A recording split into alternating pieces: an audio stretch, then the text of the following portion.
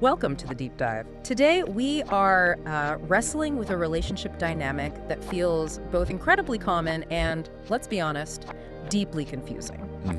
It's that attraction between best friends. You know, what happens when the person who gives you the most emotional safety suddenly becomes, well, someone you feel passion for? It's a total paradox, isn't it? Society likes these neat boxes. Yeah. Friendship is platonic, safe, supportive, Right. and a sexual partner. That's passion, excitement, romance.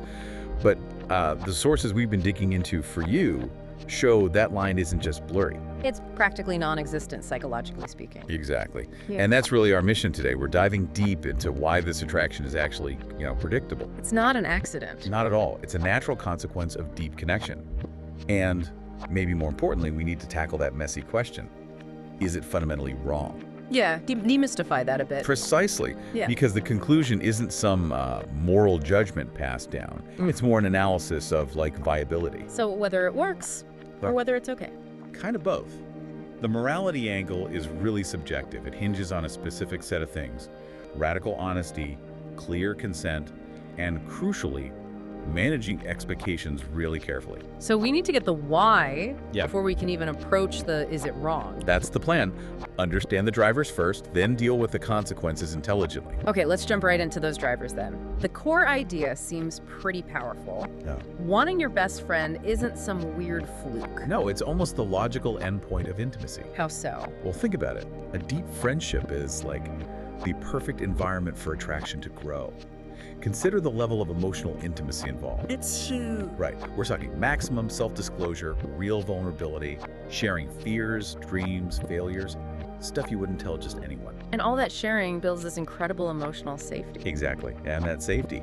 Turns out it's a really potent aphrodisiac. It's kind of counterintuitive, maybe. You'd think novelty would be key. Sometimes. But the sources suggest that when someone truly knows you, accepts your authentic self, flaws and all, that acceptance is often a more intense driver of attraction than just physical novelty. Feeling truly seen. Yeah, that feeling is incredibly seductive. Yeah. And the studies back this up repeatedly. There's a strong link. The better we know someone, the more intense the liking often becomes, and frequently, the sexual interest too. Okay, so emotional safety is the bedrock. What about just familiarity, being around them constantly? Does proximity itself play a part? Oh, absolutely. That's where psychology and sociology kind of meet. You see the mere exposure effect clearly here. Yeah, right. The more you see something, the more you like it. Basically, yeah. It's a solid phenomenon. We just develop preferences for people or things because they're familiar. So spending countless hours together, having mostly positive interactions. It naturally builds affection, comfort. And sometimes, yeah, a kind of quiet longing, it just develops. It almost sounds inevitable when you put it like that, especially if you compare it to, say, the stress of a first date with a stranger. Oh, the difference is massive. It's all about risk mitigation. Meaning? The trust built into a best friendship, knowing this person has your back, won't intentionally hurt you. It drastically lowers the perceived emotional risk of, well, getting involved sexually. You're not starting from zero, trying to figure them out. Exactly. You already know the landscape, their quirks, their strengths, their history. Plus, there's all that shared history, the inside jokes, the crises you got through together, just the sheer time invested. That shared social capital.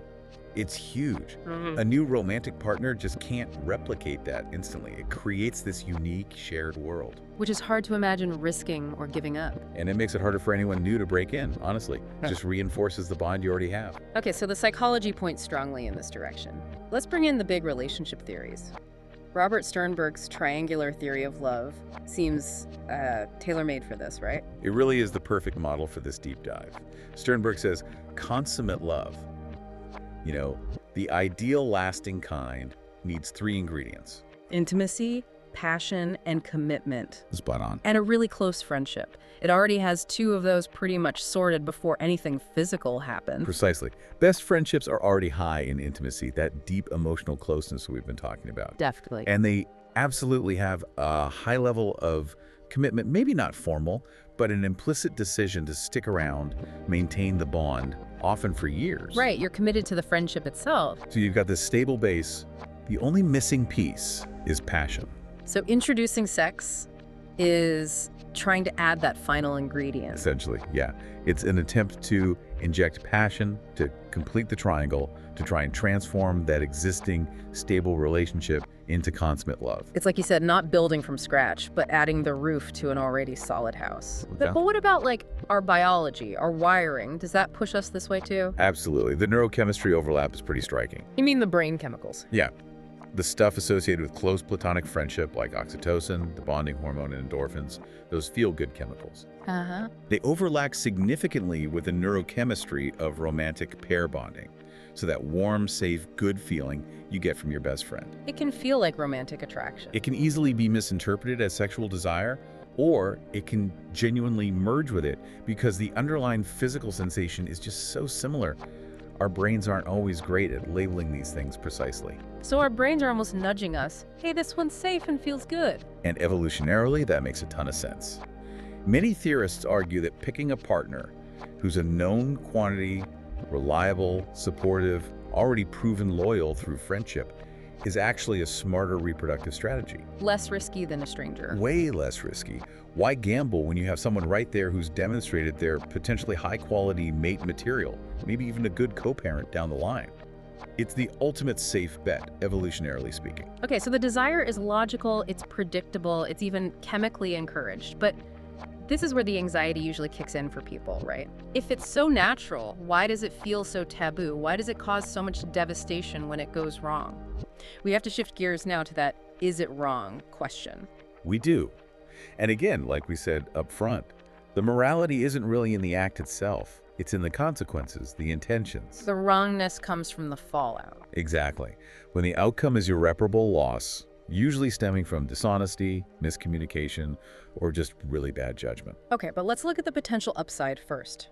The case for success. The sources we looked at suggest sometimes starting as friends actually builds the strongest romantic relationships. That's definitely a documented outcome. When a romantic partnership grows out of a deep friendship, think about what they already have. They know how to communicate. They've usually mastered the really hard stuff that sinks new couples. Resolving conflict, truly hearing each other, offering genuine support. They're not just learning how to fight, they've probably thought about everything already and survived it. They know each other's triggers. And that deep history allows for something else crucial. A kind of unparalleled informed consent. Meaning they know what they're getting into, warts and all. Precisely. When friends decide to explore a sexual dynamic, they often do it with this profound understanding of each other's baggage, past traumas, emotional needs. Things a new partner might not know for months or years. Right. So they could approach the physical side with a sensitivity and awareness that strangers just can't have initially. For them, it might feel like the most authentic expression of their unique bond, rejecting those artificial societal lines between platonic and sexual.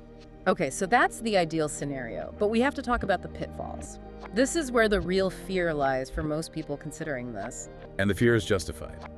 The number one risk is simply irreparable damage to the friendship itself. Whoa. That's the core asset. Losing the friend. Yeah.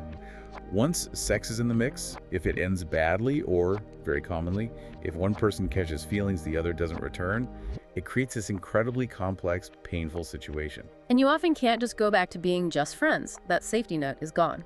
It's usually impossible. The dynamic is fundamentally altered.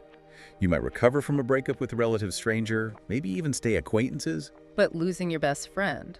It can destabilize your entire emotional and social support system permanently. And the prime cause of this kind of catastrophic failure, mismatched expectations. One person thinks it's casual fun, the other thinks it's the start of forever. Happens constantly. One friend sees it as, a physical extension of their closeness, maybe low-stakes fun. The other immediately reads it as, this is it, we're finally getting together. And when that difference surfaces, the heartbreak is immense, because the person who just broke your heart is also the one person you'd normally turn to for comfort. It's brutal. And let's not forget the ripple effects. What about the shared friend group? Oh, that's a huge factor. Yeah. If those two friends are central figures, their breakup can completely destabilize the entire social circle. Creates awkwardness, forces people to choose sides. Yes, exactly. Loyalty conflicts, forced divisions. Yeah. It can fracture a whole community. And beyond mismatched expectations, the sources also highlight specific motivations that make the whole thing problematic from the start. Like red flags going in. Yeah. Things that suggest a lack of integrity. For instance, using the friend purely out of convenience. Like a placeholder. Right. Using them because you're lonely or afraid of being alone, or using them as a safe, easy rebound after a bad breakup with someone else. Or even just like experimenting without really considering their feelings. Treating them as a safe subject for sexual experimentation without proper regard for their potential emotional investment. When the motivation is primarily self-serving and ignores the immense value and, frankly, fragility of the friendship, that's where the moral failure really lies. That's when it arguably becomes wrong. So it really boils down to the why and the how, the intention and the integrity behind the action. Okay, this leads us perfectly to the practical side. For you, the listener, if you're facing this mutual attraction, how can you possibly navigate such a monumental shift with minimal harm? Right, and the experts, the research, it all points to one absolutely critical step. Yeah. Non-negotiable. Which is Radically honest, pre-engagement communication. Absolutely. This conversation has to happen before anything physical changes. It's not optional, it's the prerequisite. And we're not talking just a quick, hey, I kind of like you, Chad, are we? Right. What needs to be on the table? You have to get explicit, cover the motivations. Why are we considering this? Is it genuine passion or is it boredom, loneliness, convenience? Okay. Then expectations. What are we hoping for here? Is this strictly friends with benefits, clearly defined, no strings? Or are we testing the waters for a potential romantic relationship? Be brutally honest. And the really hard part, Yeah. the what if scenario. The dreaded what ifs, Yeah. You absolutely have to address them head on. Like, what if one of us develops stronger feelings? How do we agree to handle that now? Will we promise to talk openly without making the other person feel guilty? Will we agree to take space if needed? And, crucially, what's the plan if we realize this isn't working and we need to stop the sexual part? So you need a pre-agreed de-escalation plan, like an escape hatch. Exactly. It sounds unromantic, maybe, but it provides a vital safety net. It means agreeing before emotions get messy on how you'll attempt to return to being just friends. What might that look like? It could be agreeing to a mandatory cooling off period with no contact, or maybe agreeing to schedule regular platonic hangouts later on, specifically without discussing the past sexual dynamic. Having that structure offers security. It shows you both value the friendship above all. Because without that clear structure and agreement beforehand, you're basically just injecting chaos into the relationship you supposedly value most. You really are. Both people have to explicitly agree up front. The friendship comes first. We prioritize preserving this bond, no matter how the sexual exploration goes. And that requires asking a very tough question. A soberingly tough question. Is the potential for something more romantically worth the very real, very high risk of losing this person from my life entirely? And if the answer isn't a clear, mature, committed yes from both The sides, strong advice from the sources is, don't do it. Walk away from the brink. Protect the friendship. okay, let's try to wrap this up then. What we've uncovered is that this desire, this attraction to a best friend, it's actually psychologically natural. It makes sense. Yeah, it's born from that powerful mix of deep emotional safety and all that shared history and experience. But whether it's right or wrong, it's ethical standing that depends entirely on the intention, the communication, and the maturity of the people involved. Absolutely. If you approach it with that radical honesty we talked about, profound mutual respect for the friendship underneath it all, it can be incredibly fulfilling. It can work. But if it's approached with ambiguity, impulsiveness, or those self-serving motivations, it carries an enormous risk of destroying something incredibly valuable, something that probably took years to build. Which brings us perfectly to our final provocative thought for you to chew on. Go for it. Okay, think about this.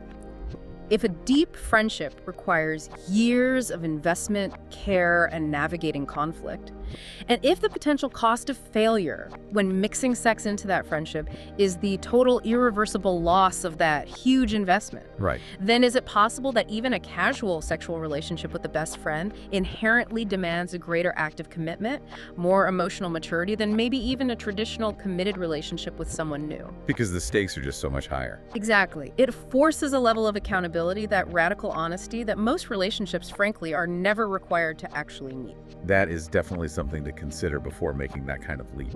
A heavy thought to end on. Thank you for joining us for the deep dive. Always a pleasure. We'll catch you next time.